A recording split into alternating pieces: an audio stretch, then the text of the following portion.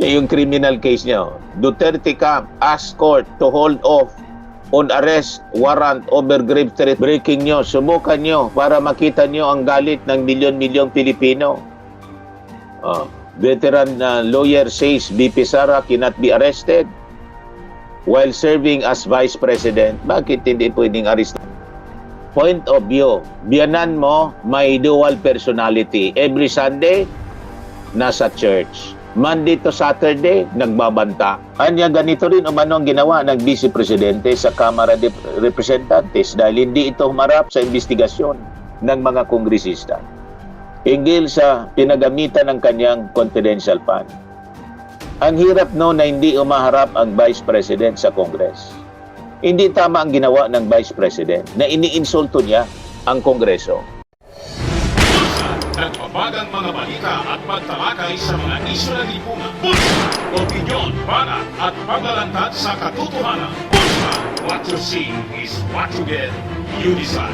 So, kumot po kamo, mga kababayan. Ako po, Anionan sa Indong Lingkod. Ako po si Dante Maravillas. Duterte camp asked court to hold off on arrest warrant over grave threats case. Yung criminal case niya. Duterte camp asked court to hold off on arrest warrant over grave threat case. Wala pa man po. Sinasampaan pa man lang. Pagkatapos, may banta yung mga, mahilig talaga magbanta. Ito mga DDS. Breaking news. Subukan nyo para makita nyo ang galit ng milyon-milyong Pilipino. Veteran lawyer says BP Sara cannot be arrested while serving as Vice President. Bakit hindi pwedeng arrest? Ito yung sabi ni Benny Abante. Tama itong si Benny. Pastor ito si Benny Abante. Parehas kami ng sikta. Baptist ito sa Manila. Dumalo sa hearing ni Pulong. Pero Senado inisnab. BP Sara Duterte iniinsulto ang impeachment court. Tama ito si Benny Abante. Iniinsulto talaga po. Matagal na. Wala siyang respeto sa mga institusyon. Yung Congress, wala siyang respeto. Wala ngang respeto sa Pangulo. Ang nire-recognize na lang sa hanggang Vice Presidente. So, ngayon, sabi dito, kinastigo ni impeachment endorser at Manila Representative Benny Abante Jr., si Vice President Sara Duterte, sa manoy pang-insulto nito sa constitutional process.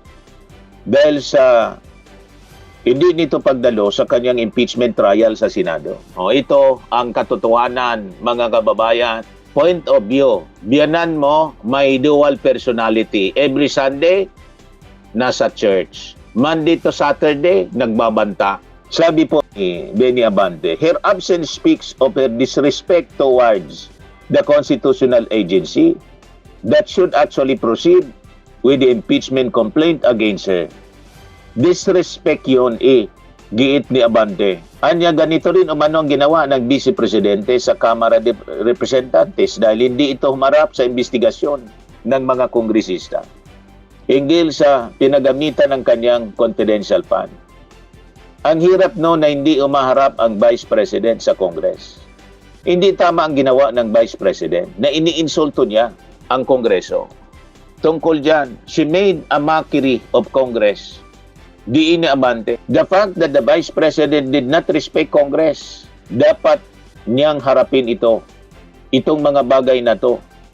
Si Abante ay isa sa mga endorser ng impeachment complaint laban kay Sara Duterte. Naging basehan ng articles of impeachment na sinumiti ng Kamara sa Senado. Kiniston din ni Abante ang pagdalo ng Vice Presidente sa arraignment ng kapatid nitong si Davao Representative Pulong Duterte sa reklamong grave threat sa Davao City Regional Trial Court. Pero ang sariling impeachment trial nito sa Senado ay hindi naman sinisipot.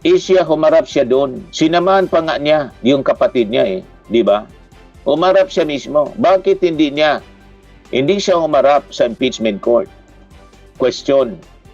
Ngayon, tanong ni Benny Abante, correct. Balik sa taong nagsalita, be professional. May she has dagal na pagsabihan si Jose Castro, be professional. Anong karapatan mo magsalita ng ganyan na hindi mo nga magawa sa sarili mo? Part of Vice President Sara Duterte's camp motion to quash is a request to defer the issuance of an arrest warrant against her while the Quezon City Court considers the argument that it lacks jurisdiction over the grave threats complaint. Huwag daw muna magpalabas ng warrant of arrest. Yung deferment of arrest warrant ay isa sa mga bagay na hinihingi namin sa korte na huwag muna siyang mag-issue habang dinidinig pa itong usaping ito tungkol sa jurisdiction, sabi ng kanyang abogadong si Attorney Pauline. Si Attorney Pauline, baka kapatid ito ni Andy Lim. Si Andy Lim, baka kapatid. Sino niya si Andy Lim?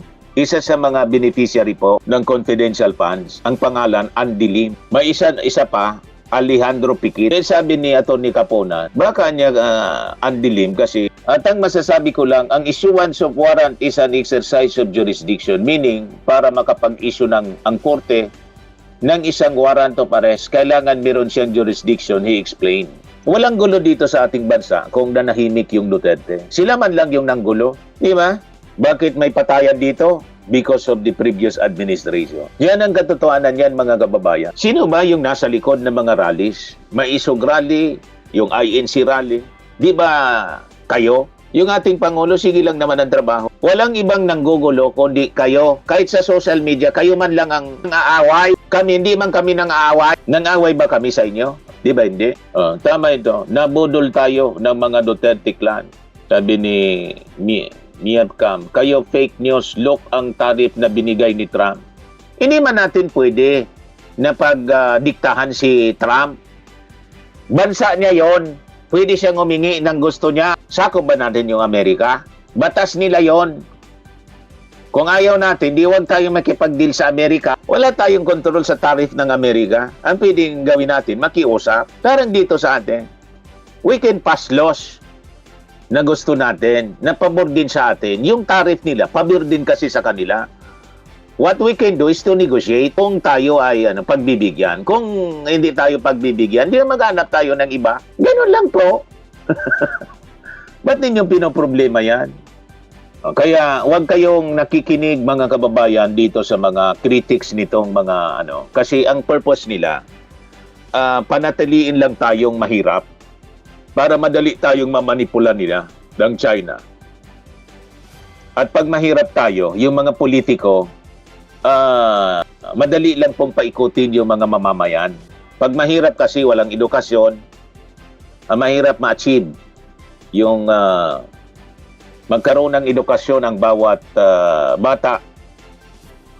Yun ang gustong-gusto ng mga politikong kurap para madali nilang paikutin. Kailangan lang i-educate natin sila. Pagtsagaan natin silang i-educate. May mga na-convert na po ako na DDS. Naging DDS pa rin sila, pero dante diehard supporters na po sila ngayon. Abangan po ninyo yung pagpapatuloy sa impeachment trial ni Sara Duterte. Huwag makinig sa mga propaganda ng mga DDS. Huwag pa uuto sa kanila, mga kababayan. Ako po si Dante Maravillas. Bye-bye. God bless. Firming and lifting cream, pinapahid po sa mga pulses in affected area. Mainam po sa paninigas ng mga kaso-kasuan. Ito naman po, Automax Radiant Serum. Sa mukha naman yung application, anti-aging po siya. You will look 10 years younger than your age. Sa mga cancer patients naman po, baka lang gusto ninyo itong itry. Neng siya red mixed fruit drink. Hindi mo po siya gamot, food supplement siya. Kaya lang, gawa siya mga kababayan sa goji berry. Yung goji berry may anti-cancer properties. O ngayon, yung mga inquiries ninyo, dumiritso na lang kayo sa aming messenger sa Facebook para masagot namin agad. Ayos pa? Ayos na ayos niya, Mr. Maravilla. Sa mga naghanap po ng malinis and spacious fitness gym, pumunta lang po kayo sa aming Colossal Fitness Gym. May Grab car rental din po kami. But anyway, ito po pala yung aming bagong product na binibenta online. I am worldwide amazing pure organic barley powdered drink mix from Australia. Negosyo to ng aking anak na architect entrepreneur Riz Maravillas. Ayan po. Kontakin na lang po ninyo siya, Riz Maravillas on Facebook. Ang mga health benefits niya, boost immunity, improves digestion, enhance energy levels, packed with antioxidants, prevent cancer. Ito naman po yung bago naming product na binibenta online. Eye Glow Serum, whitening po siya. Tingnan ninyo yung epekto sa aking anak na architect before and now. Yung mga inquiries po ninyo, dumiretso na lang kayo sa kanyang Facebook account, Riz Maravillas.